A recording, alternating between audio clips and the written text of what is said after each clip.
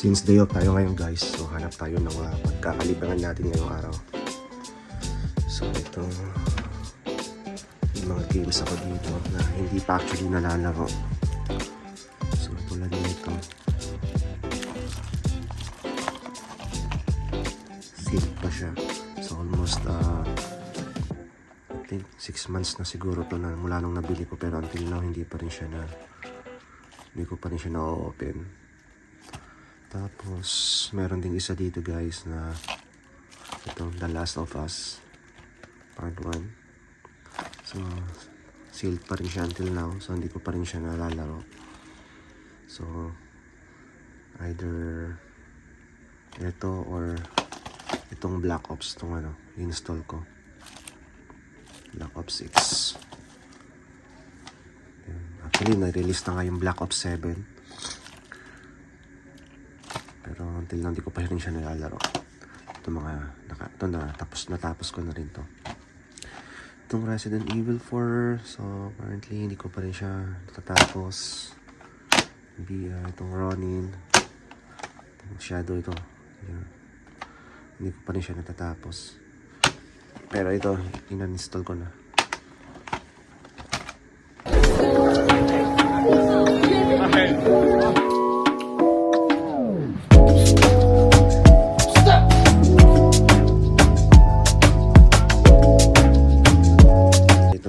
Yung i-install ko. So mukhang okay to. Yan. Ito rin kasi pinapanood ko dati na series. So yan, tanggal ko na yung plastic niya. So i-open ko na lang. So ito part 1. Actually may part 2 rin to kaso hindi ko muna binili dahil hindi ko pa rin naman siya malalaro dahil medyo busy pa sa work. So yan, kailangan lang nating insert yung disc. Oops, I think may disc pa sa loob. So i-open ko muna, i-check ko muna yung ayun. So ito pala, may disc pala sa loob kaya ayaw pumasok. So kailangan ko na lang siyang ilagay. I-install na siya. Yan, so kailangan lang natin i-press yung install para mag-install. Medyo matagal din mag-install actually ng game. Download ko na yung The Last of Us Part 1. So Tommy, listen to me. He is the contractor.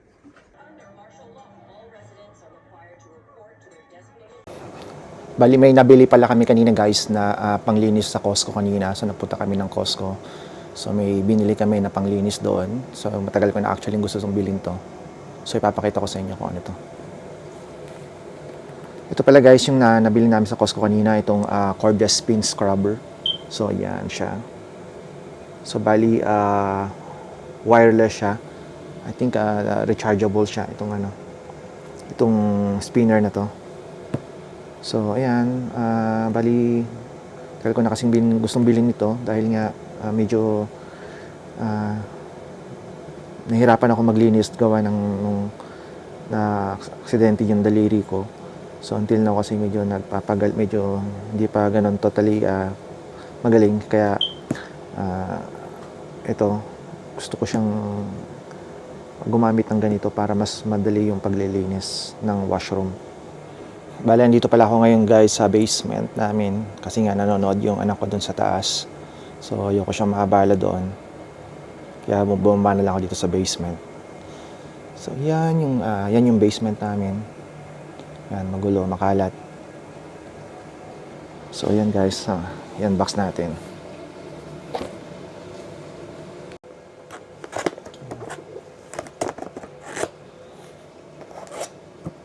Check natin muna sa likod. Ito pala yung mga niya. So meron siya dito, meron siyang 6 na brush heads. Ano pa ba? Up to 110 minutes runtime. USB-C rechargeable. Tapos meron siyang waterproof fully IPX7. Ito.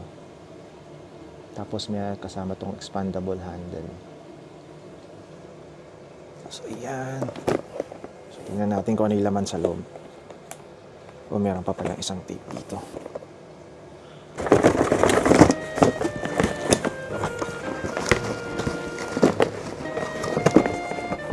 Oops. So, pagbukas mo, may nakasulat dito na experience swift, powerful, and versatile cleaning. Yan, tapos mayroon siyang French. So, ito yung laman niya, guys. Bali, meron siya. Ito yung kanyang, wait. So, ito yung pinaka-brush niya. So, yan. Tapos, meron din siyang, ito yung parang scrubbing pad. Tapos, meron din siyang ibang brush. So, ito yung maliit. Tapos, yan. Tapos, may ganito siya.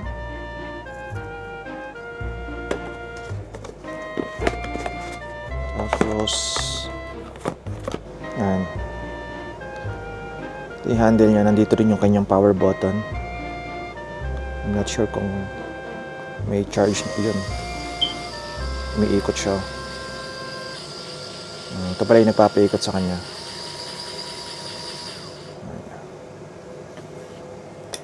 Tapos, meron din siyang kasamang ano ba to? Ito yung bag. May kasama siyang bag. Yan. So, dito mo siguro ilalagay pagkatapos mong gamitin. Tapos, ito yung handle niya.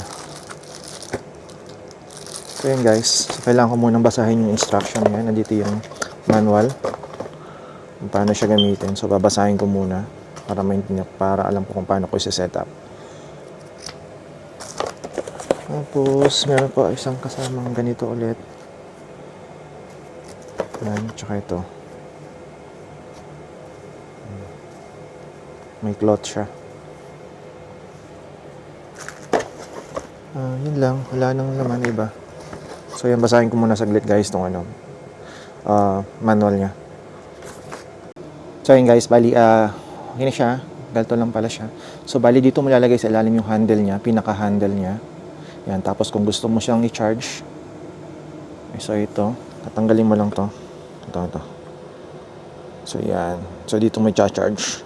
Tapos ipapasok, ito yung pinaka-handle niya. Hawakan niya, tapos ipapasok mo lang siyang ganyan. Yan, tapos ikot mo lang para malak. And then, kung gusto mong sindihan, hold mo lang siya mga 2 seconds. Yan. So may dalawa siyang power, number 1 tsaka number 2. Kung gaano siya kabilis na gusto mo. So yan lang pala. Siguro charge ko muna siya ng konti mamaya bago ko siya gamitin. Yan. Tapos yan, number 1. Tapos papatayin mo, hold mo lang siya ng 2 seconds. Yan. Tapos kung tatanggalin mo bali yung niya, yung pinaka brush niya, so hold mo lang dito, may button siya sa bawat magkabilang gilid. So press mo lang pareho. Tapos hilahin mo lang na gano'n. Yan. Tapos pwede mo siyang palitan kung ano-ano. So yun lang. Tapos ito, lalagay mo dito yung cloth, pinaka-cloth niya. Ito. Yan, itong cloth. Pwede ilalagay mo lang siyang ganyan. Pasok mo sa loob. Yan. So yun lang bali guys. So bali yung gagawin ko ngayon ay charge ko lang siguro sa mga 30 minutes and then maya maglilinis ako sa banyo namin.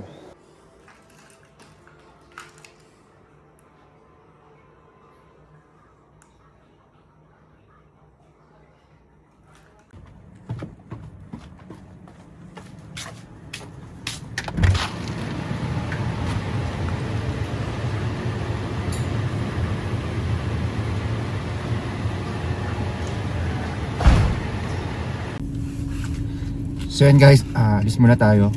So ipapaka-wash lang natin tong car. Tapos magpapagas na rin ako tuloy.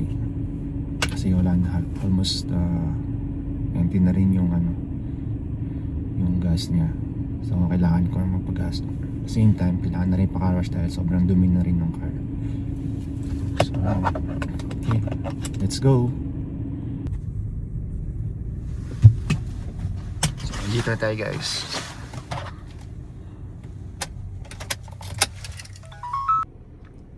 So, andito na pala tayo. Car wash na tayo. So, ito yung nakuha natin. So, yung Glide for car lovers. So, ayan. So, bali, ano siya? $18. Tapos, meron na rin siyang free na vacuum. So, ayan. So, yung medyo yung kinuha natin yung parang premium nila. So, hindi naman tayo madalas mag car wash. So, paminsan-minsan lang naman. Kaya, kinuha na natin yung ano. Medyo mas yung pinaka premium nila.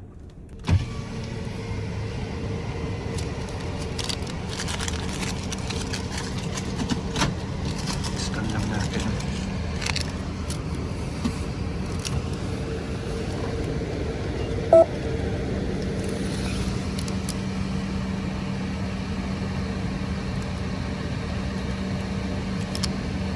Please wait.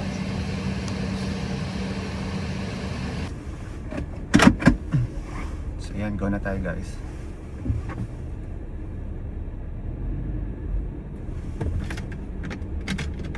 Check natin baka naka-open yung mga windows.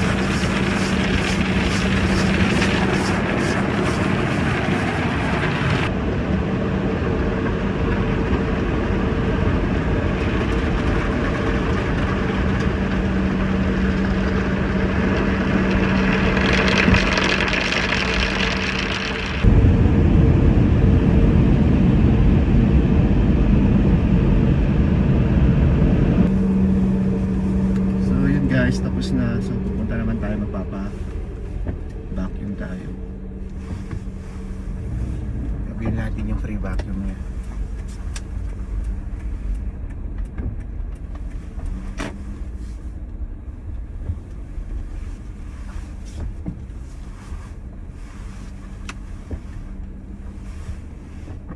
So, yan guys, bali hindi lang siya ganun kalinis.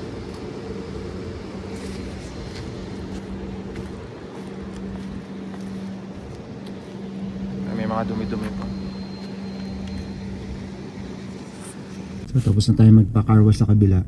So dito naman tayo sa ibang gas station kasi mas mura yung dito, malapit lang sa amin to. Parang walking distance lang dito sa amin. Mas mura kasi dito 108 lang. So ayan guys, nakakapagpapultang na tayo. So ayan, pultang na siya. So gagawin na siguro ako.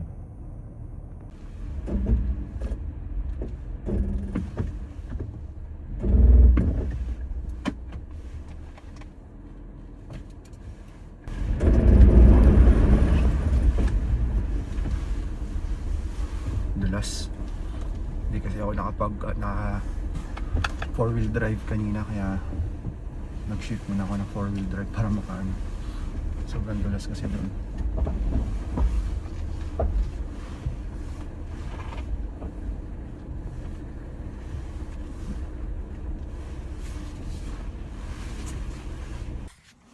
So ayan guys, bali nakapagpa-car wash na tayo. Kaya lang hindi lang siya ganun kalinis kaya medyo pinunasan ko pa ng konti.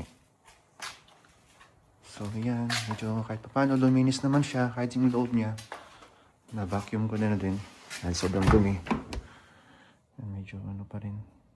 Siguro summer na lang talaga na malilinis mo ng mabuti ng maayos yung loob niya.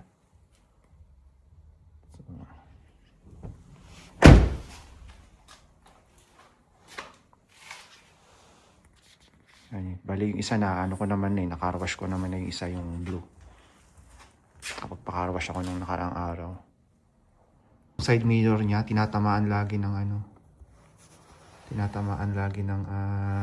yung tawag nito yung spin, yung spin, yung naglilinis. Siguro doon na ako next time sa ESO. Nung summer nakalimutan kong ipasok tong shovels. Ayan, hindi ko makuha. Bago pa. Hindi pa nagagamit actually kahit yung isang bike. Dumikit kasi sa yelo kaya mahirap tanggalin. Tapos dito ko muna nilagay yung mga gamit na nasa garage.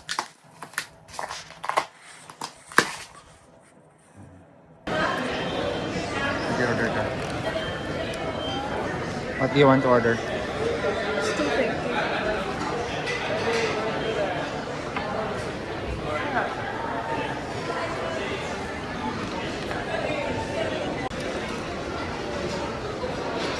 Still waiting for the other food. Pag may dumaan, mamili ka ng sinagwa.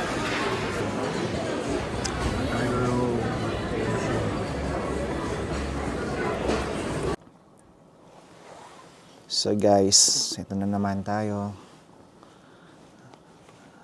Lakas na naman ng snow.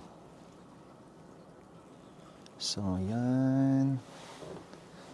Kanina, kitang-kita pa yung dinadaanan dito. Ayun, tabunan na siya ng snow. Tapos, itong week na to, so parang malamig, sobrang lamig. Parang may araw pa na negative 32. So, yan. Siguro ito na yung parang huling buhos niya.